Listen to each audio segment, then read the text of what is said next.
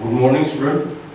Myself, Dr. Rajendra Rawat, working as assistant professor in GS College of Commerce, Varda. BCom 5th sem subject financial account और particularly English medium के लिए ये आज का lecture है. इसके पहले के लेक्चर में जर्नल एंट्रीज देखिए और आपके पास एक पीडीएफ दिया हुआ है. आपके ग्रुप पे पीडीएफ दिया हुआ है प्रॉब्लम्स का, प्रॉब्लम विद सॉल्यूशन. तो डायरेक्ट बड़े प्रॉब्लम पे जाने से पहले we will discuss short problem. और यहाँ पे मैंने शॉर्ट प्रॉब्लम लिखा हुआ है जो अपने पीडीएफ में नहीं है. Calculate purchase consideration. एक बार मैं प्रॉब्लम बता देता हूँ. बैलेंस शीट दी हुई है, balance sheet of A company limited. Liabilities rupees, asset rupees. इसमें दिया है share capital 50,000 equity shares of rupees 10 each, 5 lakh. General reserve 60,000, profit and loss account 30,000, 6% debenture 20,000, sundry creditors 80,000. Asset side में goodwill दी हुई है 1 lakh, land and building दी है 2,50,000, plant and machinery 3,50,000, stock 80,000, debtors 50,000, cash 30,000 and preliminary expenses 10,000. Balance sheet की total है 8,70,000. नीचे दिया हुआ है suppose company B takes over by company A. The value agreed for various asset is as follows. और जो agreed value है वो दी हुई है goodwill 95,000, land and building 3 lakh, plant and machinery 3,20,000, stock 65,000, debtors 50,000.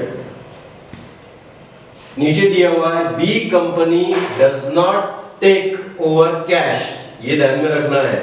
क्या बोला है यहाँ पे? B company does not take over cash but agree to accept the liability of sundry creditors 70,000. यानी बी कंपनी ने कैश को कंसीडर नहीं किया लेकिन लायबिलिटी कंसीडर की है. और लायबिलिटी कितनी कंसीडर की है?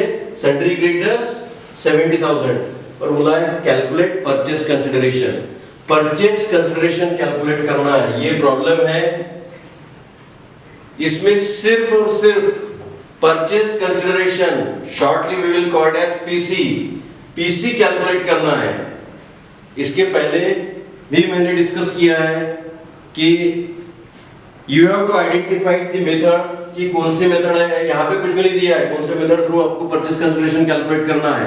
लेकिन असेट दी है, एग्रीड वैल्यू ऑफ असेट दी हुई है.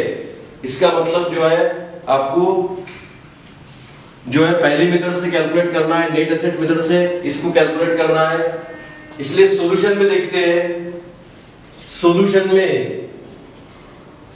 कैलकुलेशन ऑफ परचेस कंसीडरेशन, उसके नीचे लिखा है asset taken over at agreed value.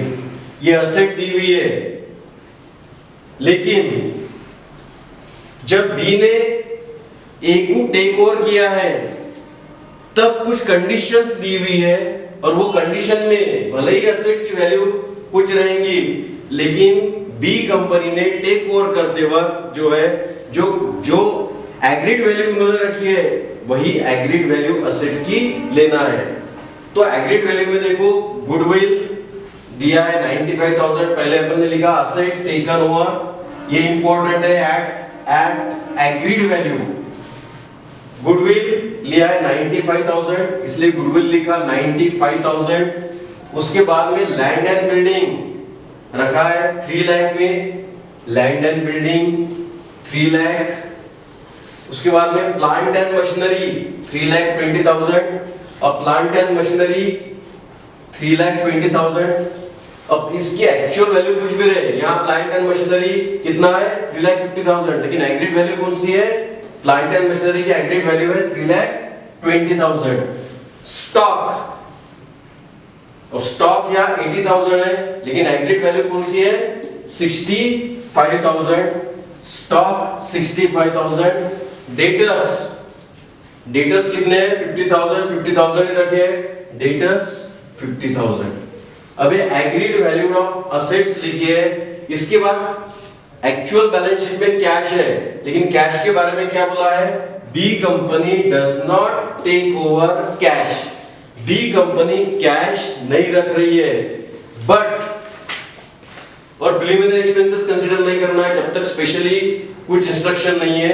मतलब इतनी असेट जो है वो बी कंपनी ने ए की ली है, इसलिए ये पूरी असेट लिखी, लेकिन कौन से वैल्यू पे लिखी, एट एन एग्रीड वैल्यू। अगर प्रॉब्लम में एग्रीड वैल्यू के बारे में कुछ भी अलग से दिया हुआ नहीं है, we will take at a book value. लेकिन प्रॉब्लम में जब दिया हुआ है कि asset will be taken at agreed value, तो ये एग्रीड वैल्यू है, एग्रीड वैल्यू पे ही असेट ली है। इसकी टोटल आई है, इसको बोलेंगे अपन total asset take over. Total asset है 8,30,000। उसके बाद में लायबिलिटीज के लिए बोला हुआ है यहां पे, the liability of sundry creditors of ₹30,000। पूरा सेंटेंस एक बार पढ़ लेते हैं। B company does not take over cash, B company ने कैश नहीं ली है, but agree to accept the liability. Cash नहीं ली है लेकिन लायबिलिटी एक्सेप्ट की है। लायबिलिटी में क्या है, सन्ड्री क्रेडिटर्स ऑफ ₹70,000। यहाँ पे सन्ड्री क्रेडिटर्स 80,000 है। बैलेंस एक्चुअल बैलेंस शीट में वैल्यू उसका कुछ भी रहे, एक्सेप्ट करते वक्त सन्ड्री क्रेडिटर्स कितने में एक्सेप्ट किया है, सिर्फ 70,000 में।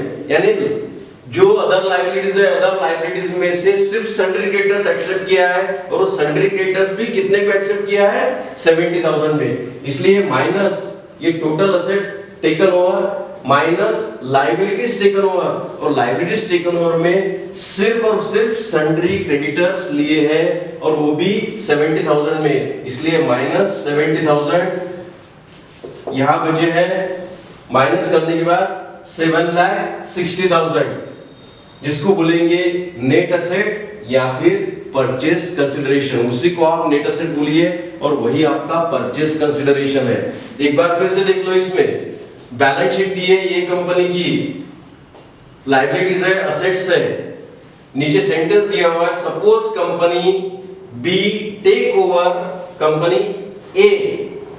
बी कंपनी ने ए कंपनी को टेक ओवर किया है।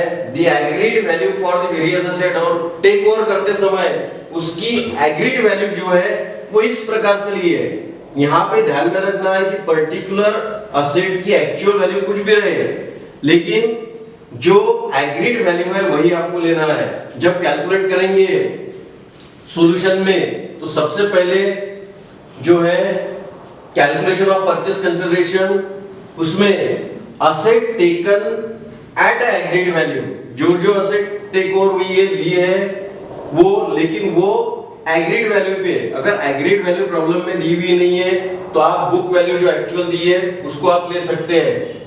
उसकी टोटल ले ली, जिसको बोला total asset taken over minus liabilities taken over. यहाँ पे लायबिलिटीज, दो चार लायबिलिटीज में से सिर्फ लायबिलिटी जो है वो सन्ड्री क्रेडिटर्स रखी है, और सन्ड्री क्रेडिटर्स भी एक्चुअल में 80,000 है, वो 70,000 में रखा है, इसलिए माइनस सन्ड्री क्रेडिटर्स किए, और जो भी बचा उसको बोला है नेट असेट, और उसी को बोला है परचेस कंसिडरेशन। मतलब यहाँ पे जो परचेस कंसिडरेशन एक्चुअल अपन ने कैलकुलेट किया है वो नेट असेट मेथड से कैलकुलेट किया हुआ है। तो इतना यहाँ पे ध्यान में रखना है। बाकी नेक्स्ट लेक्चर में कंटिन्यू करेंगे। Thank you.